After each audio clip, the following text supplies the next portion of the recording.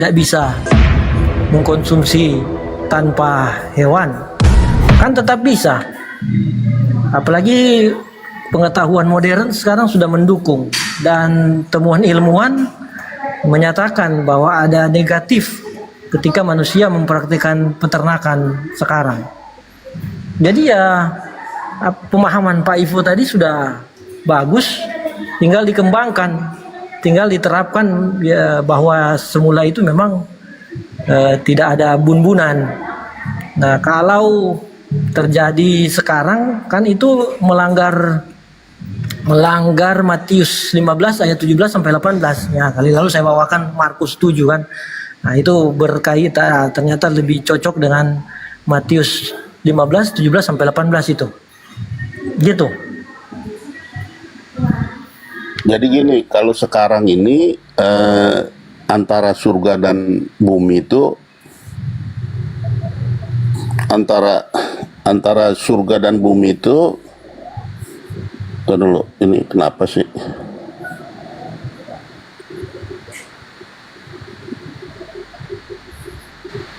Antara surga dan bumi itu kalau sekarang itu diaturnya pakai hukum Taurat. Jadi selama hukum Taurat tidak dibatalkan, ya, selama langit dan bumi ini belum hancur, belum nggak ada belum musnah, ya berlaku hukum Taurat begitu.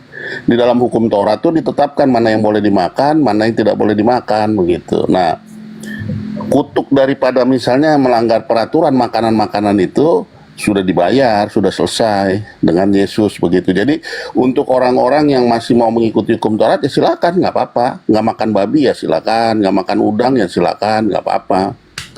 Tapi kalau orang-orang yang mau makan juga nggak apa-apa, karena kondisinya memang seperti itu. Di bumi ini isinya maut, dikuasai oleh maut. Intinya nggak ada Jadi pemaksaan.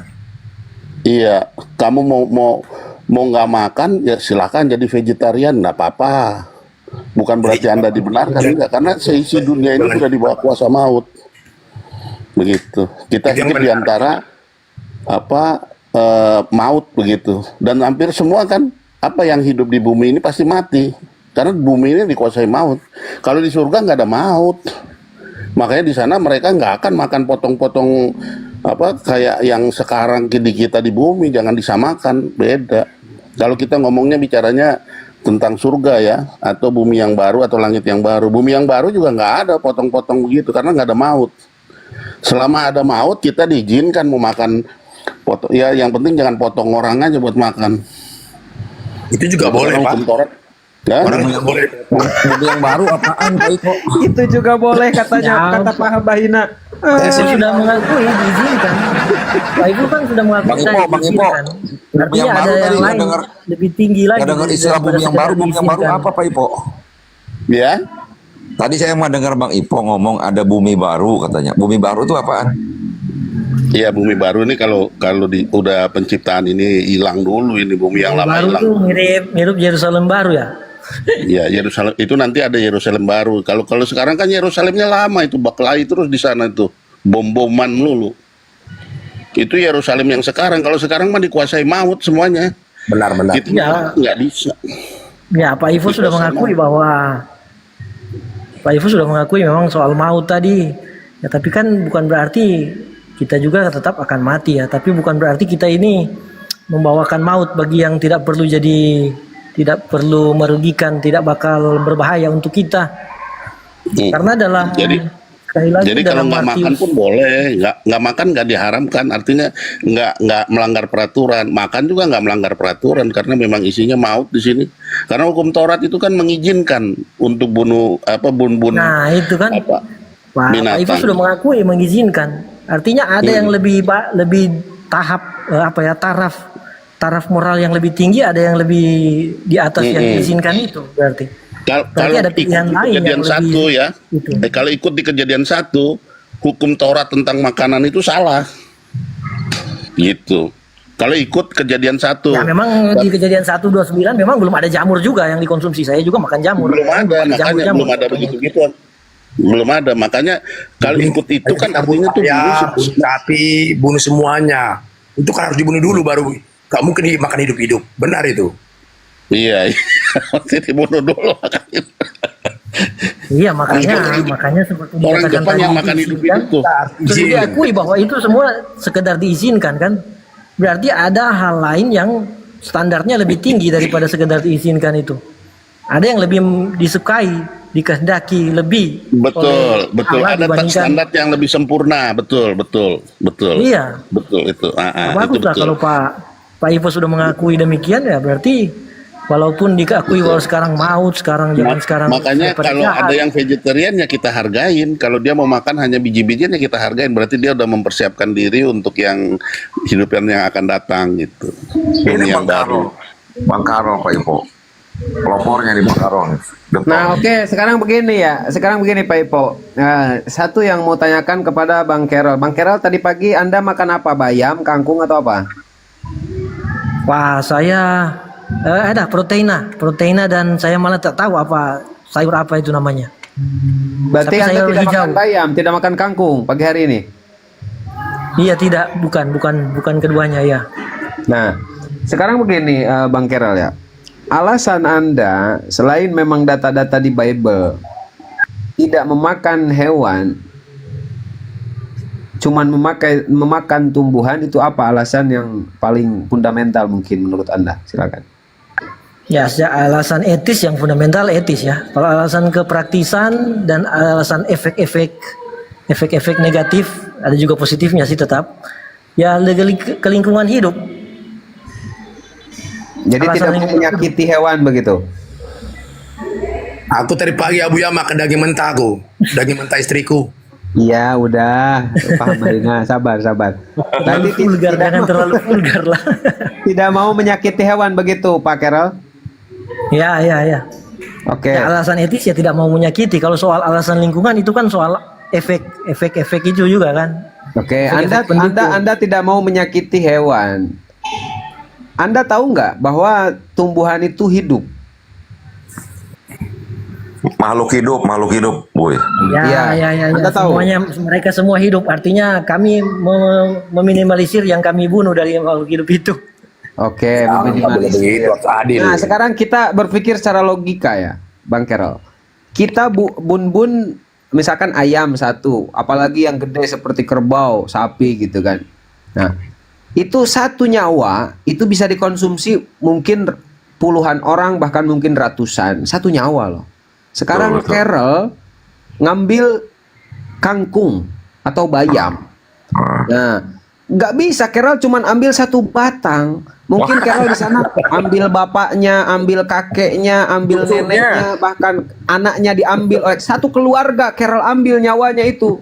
Lebih parah mana coba? Keluarga kangkung, Kerol habisin. Keluarga kangkungnya semua. Iya, keluarga bayam. Pembantai. Kerol, iya matiin. Dimakan sendiri lagi. Coba lebih parah mana? Lebih parah mana, Bre Kerol? Ayo. Keluarga kangkung loh. Kakeknya, neneknya, cucunya, adiknya, Bukan kakaknya. yang bunuh kangkung lah. Bener gak Pak Jem? Terus dimakannya sama sendiri lagi. Kalau kerbau kan satu nyawa itu Bisa berapa orang gitu kan? minimal 50 orang lah, boy. Nah. Coba. Carol mikir. Ayo Carol, buka mute-nya Carol. Sebenarnya keberatannya bukan soal kejumlah nyawa kan sebenarnya. Tapi soal keberatan ke mereka yang punya kemampuan yang mirip dalam hal diberikan sistem saraf. Nah, itu salah satunya ya. Tapi kalau mau dipaksa soal nyawa, jumlahan nyawa-nyawaan ya seperti sebagaimana yang sudah saya akui bahwa kangkung itu sebatang saja, cuman panjang. Nah, makanya satu nyawa saja kan. Aduh, Tidak sama mbahnya dan dulunya kan. sebatang. Percaya nggak Pak Jem makan kangkung cuma sebatang? Oh, itu saya imani kalau gitu. Kalau gitu kita main iman-imanan kalau gitu. Karena kan tadi main nyawa-nyawaan. Kagak Ya, kan Bang Buyut, gini itu. aku ngerti loh. Ini Bang Karol, aku ngerti nih omongan Abuya nih. Jadi satu nyawa kebo, satu nyawa sapi bisa buat 100 orang. Karena sapi kan ada yang 1 kintal tuh, satu ton tuh, ada yang 1 ton. Nah, buat satu nyawa sapi buat 50 orang lebih. kalau Bang Karol menghabiskan 50 nyawa kangkung buat satu orang. Gitu ya Bu ya? Nah, jadi apalagi gini Pak Jem, Pak Jem. Satu batang aja, satu batang Kerol, kangkung misalkan yang lo panjang. ngambil kangkung nih, Kerol ngambil kangkung, lo ambil kakeknya, kangkungnya lo panjang, ambil satu batang bapak, kangkung, bentar satu Kerol, lo nyawa ambil panjang. bapaknya, pokoknya keluarga kangkung lo ambil, terus ada satu, ada Kangkung nggak satu ada keluarga nyawanya. kangkung, misalkan Satu anaknya nggak batang keambil. panjang itu, satu batang Nah, satu berarti nyawa. Anak yatim Berarti, nanti, maaf. anaknya jadi anak yatim, Maaf, jadi bahaya maaf itu Bang anak Karol, yatim. Bang Karol berarti belum pernah ternak kangkung ya? Nggak tahu kangkung caranya ditanamnya gimana ya? Ada kangkung akar, itu beda-beda itu. Ah iya. Ada. Tahu nggak? Tahu nggak Bang Karol? Nanya dulu, Ada jujur. di depan saya ini ada kangkung itu. Di depan bangunan yang saya pakai ini ada kangkung. Beda-beda batang itu. Udah Iya. karena sudah terlalu cepat merayapnya, udah dicabut semuanya ke akar-akar. Dibunuh artinya. Nggak gitulah. Jadi kangkung tuh nggak punya nyawa. Kalau menurut pencipta si YHWH ini, menurut YHWH, yang punya nyawa itu yang punya Nah darah. itu, wah ada mantap tuh dapat dukungan dari Pak Ivo. Pak Ivo Jadi mendukung. gini, enggak, Pak Jem kalau beda saya lagi ketawa, Pak Ipo, ada Pak Jem kepentingan. kangkung nggak punya nyawa. Kompak Bang Ipo sama Bang Karol deh. Jadi kalau menurut YHWH itu YVVV, kangkung tuh nggak punya nyawa, pohon nggak punya nyawa. Jadi yang punya nyawa tuh yang punya darah, yang punya darah punya nyawa. Karena makhluk itu yang disebut makhluk itu yang punya darah. Nah itu yang sebenarnya nggak boleh dimakan makhluk itu. Kalau di Kejadian 1, makanya dikasihnya makanan biji-bijian. Kalau pohon-pohon juga boleh, begitu. Karena mereka nggak punya nyawa. Mereka misalnya kalau biji-bijian kan kalau kita makan gitu misalnya buahnya bukan batangnya gitu, buahnya yang kita makan, tujuannya gitu. Makanya di Kejadian 1 tuh dibilang segala sesuatunya baik begitu. Nah di hukum Taurat itu udah beda, itu sudah isinya maut, pembumbunan semua, Boy, potong ini potong itu, makhluk dibunuh. Pak Jem, gimana Boy, Pak Jem? boy. Ya, Bang Ipo bikin kita bangkrut, tambah kere kita. makanya gua kadang heran. Tapi pemahaman Pak Ipo ini kira-kira Enggak. kangkung ini makhluk hidup enggak itu? Kira-kira Pak Jem, coba Pak Ipo. Enggak, karena dia bilang nggak punya nyawa. Nah, kita ngakalinnya kan karena nggak punya nyawa, karena nggak ada karena punya darah. Darah itu kan nyawa itu ada di darah. Nah, kita ngakalinnya makan udang nggak ada darahnya, boy. Kepiting, bikin bangkrut kita udah. Mampus. Pak Ipo, saya itu lagi ngajak Herald berpikir. Begini Pak Ipo. Oh kalau sekarang sih kalau di hukum Taurat tuh pokoknya yang dilarang tuh sesuai hukum Taurat yang ada listnya itulah, udang nggak boleh makan itu kalau di hukum Taurat. Nggak tahu kenapa pokoknya udang nggak boleh dimakan atau karena ngerayap ya.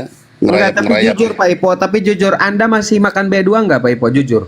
Makanlah B2 kalau masih makan kita makan udang mas. Carol? Orang ini dunia ini dikuasai maut kok. Nah, mampus Carol. Pak Ipo makan B2, segala sesuatu dimakan oleh Pak Ipo. Kecuali bangku dan meja. itu mah gua Bang Robi. Itu mah gue. berarti tadi Bang Ipo dukungan palsu ya, Bu ya. Nah itu dia ini Bang Ipo ini palsu, Bang Ipo. Bang Ipo gua masukkan lo ke denom kemarin itu Pak Jami. Denom bansos. Nah gua masukin lo ke denom bansos lo, kagak jelas lo.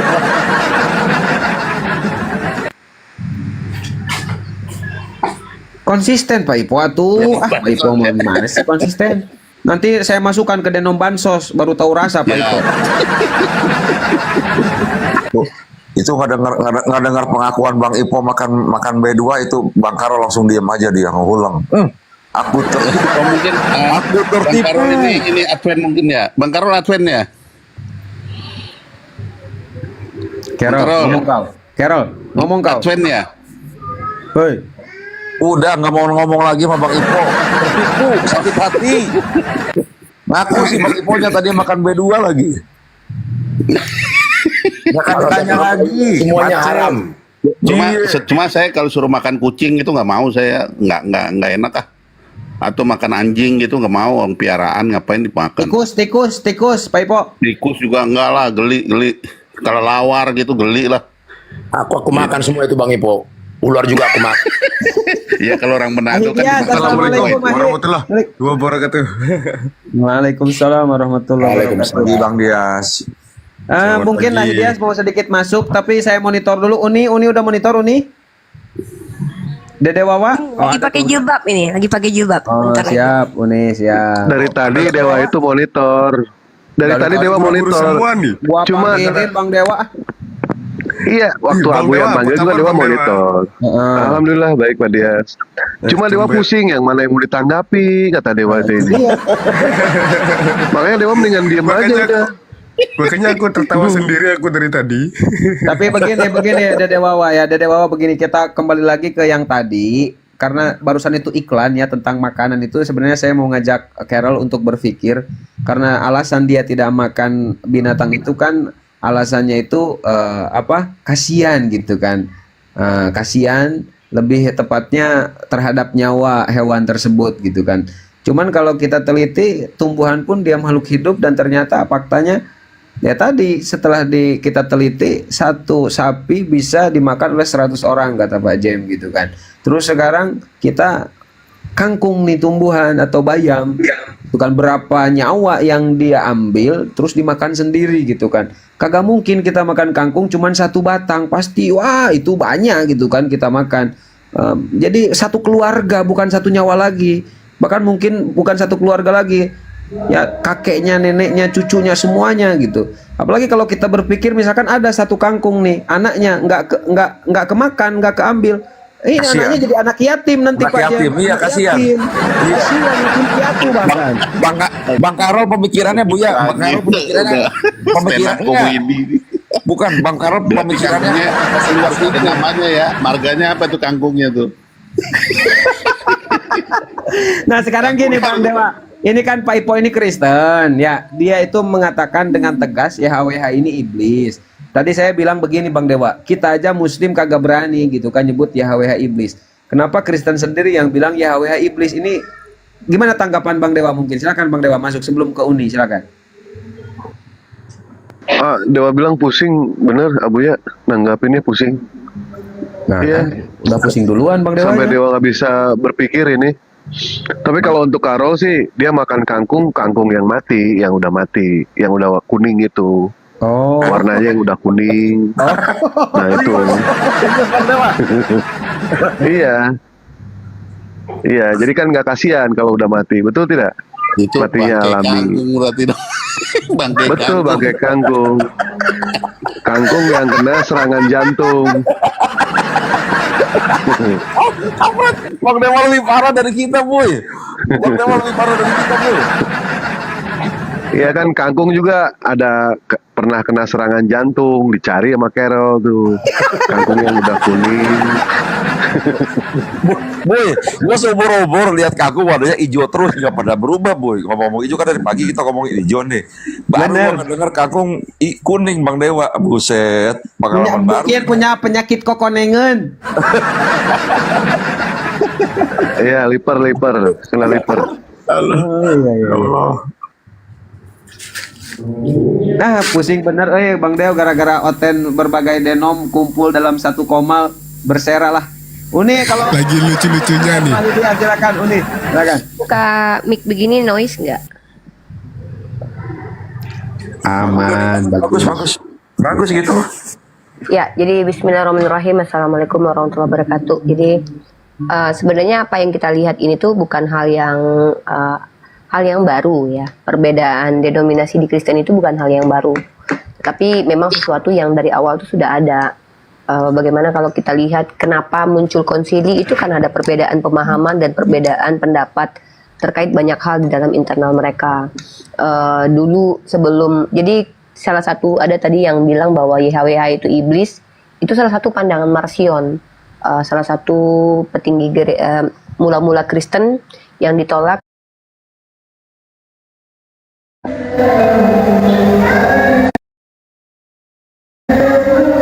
kali mengkanon Bible setelah kemudian dikanon oleh Athanasius. Nah, jadi si Marcion ini memiliki pandangan bahwa Tuhan di Perjanjian Lama dengan Tuhan di Perjanjian Baru itu bukan Tuhan yang sama, Tuhan yang berbeda. Karena kenapa Marcion berpandangan seperti itu dan itu masuk akal? Karena ketika dibaca kitab Perjanjian Lama dan kitab Perjanjian Baru, kedua kitab ini menggambarkan sosok Tuhan yang berbeda secara karakteristik, secara sifat dan secara hakikat.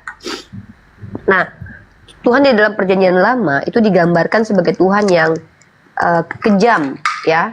Banyak peristiwa pembunuhan yang bahkan tidak make sense pembunuhan tersebut, seperti pembunuhan Uza. Mungkin kalau teman-teman baca kisah Uza itu dihabisi Tuhan atau dibun-bun sama Tuhan, itu bukan karena dia berbuat dosa, tapi justru karena dia berbuat baik. Perbuatan baiknya itu adalah menyelamatkan tabut Tuhan. Tapi kemudian yang digambarkan sebagai Tuhan di dalam kitab Perjanjian Lama malah menghabisi nyawa Uza. Dan yang kedua adalah Onan dan anak-anak kecil yang tidak berdosa, yang berbeda, bukan dan suku Israel tapi suku Amalek, itu pun dihabisi, tidak luput dari kemarahan Tuhan yang digambarkan atau dituliskan namanya menjadi YHWH ini. Nah, pandangan Marcion ini pandangan yang dianggap bidat oleh gereja mainstream atau gereja mayoritas, ya, gereja arus utama. Kenapa mereka menganggap bahwa Marcion ini bidat? Ya karena kanonisasi Bible menurut Athanasius itu justru menunjukkan bahwa Tuhan di Perjanjian Lama itu adalah Tuhan yang sehakikat dengan Yesus. Kalau Yesus itu sehakikat dengan Bapa, maka ada dua jawaban sebenarnya, terima atau tidak terima secara filsafat umum. Satu, kalau dikatakan sehakikat, orang Kristen itu memiliki konsep pemikiran Tuhan yang lebih dari satu. Saya dan Bang Dewa sehakikat sebagai manusia, tapi pribadi kami berbeda. Maka ada berapa manusia? Ya tentu dua. Nah, untuk supaya membuktikan kalau mereka itu sebenarnya adalah orang yang memiliki Tuhan tiga tapi malu mengakuinya, maka adalah doktrin yang disebut dengan Tritunggal yang muncul di abad kedua melalui gagasan ide dari Tertullianus. Yang kemudian Tertullianus sendiri akhirnya berpindah menjadi Montanis. Jadi makanya sampai detik ini jangankan teman-teman kita Kristen kita di tahun 2025 ini ya, petinggi-petinggi mereka saja sejak Kristen muncul itu sudah bertengkar tentang siapa Yesus.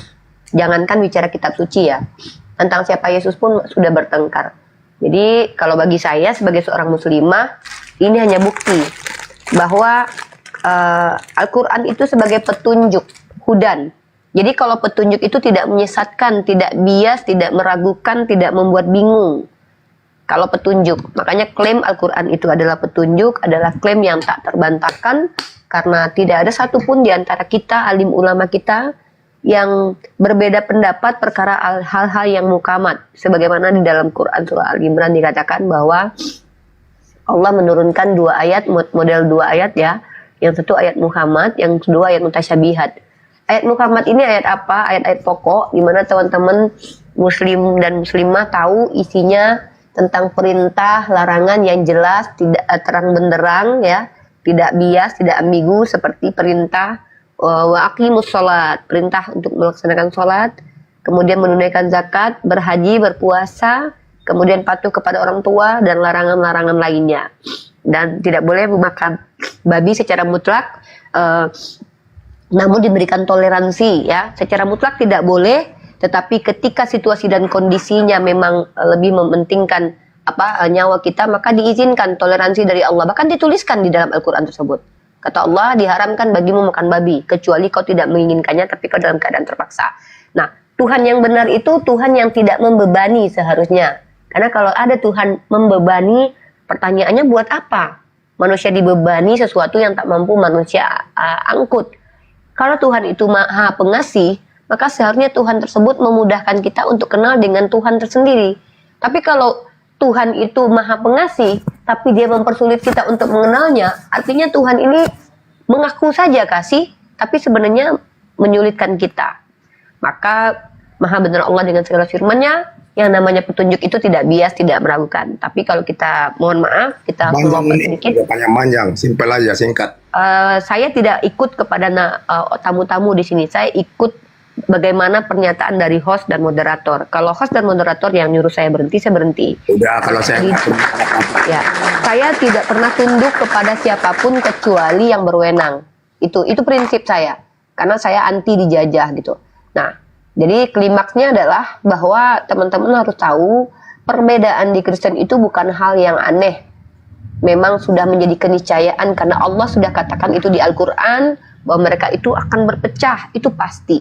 Maka kepastian dari Allah itu kita saksikan sebagai bukti bahwa Al-Quran benar dengan segala yang difirmankan oleh Allah. Maha benar Allah dengan segala firman-Nya. Dilanjut nanti kita masuk ke topik pembahasan tentang kristologi dan teologi. Mungkin saya kasih sedikit materi, lanjut dulu yang lain untuk membahas ini. Menanggapi dan menanggapi boleh, silakan. Oke, siap. Uni, barokallah ya. Ahi Musa, assalamualaikum Ahi. Waalaikumsalam warahmatullahi wabarakatuh. Akhirnya sekejap aja saya bernarasi, siap tuh turun, ya boleh? Oh, siap, fadol Akhina, fadol. Izin sama saudara-saudara Kristen. Nih, masya Allah, saya nyimak dari tadi itu, dari awal mula itu ya. Inilah yang dikatakan diskusi. Saya salut nih dari tadi itu, kagum saya. Artinya kawan-kawan Kristen di sini datang dengan bertujuan silaturahmi, ya silaturahmi antara anak bangsa, walaupun berbeda keyakinan, saling mendakwahkan satu dengan yang lain, dan tidak ada tendensi kebencian. Asik, saya dengarkan dari tadi itu, saya ketawa-ketawa senang gitu ya, bukan ketawa jengkel tapi